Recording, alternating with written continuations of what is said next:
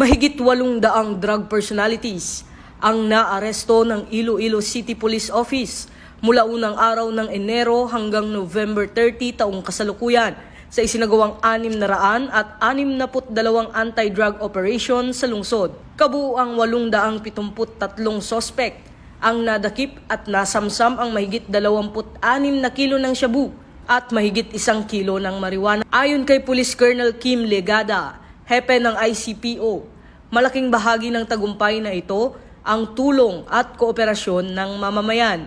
Sa datos ng ICPO, kabilang sa mga naaresto ang 261 high-value individual, 573 street-level individual, 20 wanted persons at 14 na menor de edad.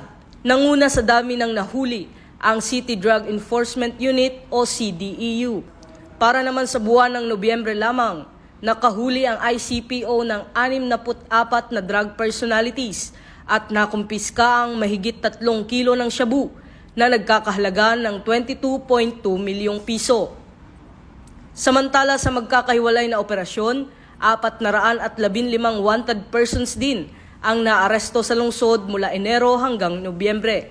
Hinihimok din ni Police Colonel Legada ang publiko na ipagpatuloy ang pakikipagtulungan sa pulisya upang tuluyang mapuksa ang ilegal na droga at kriminalidad sa Iloilo City.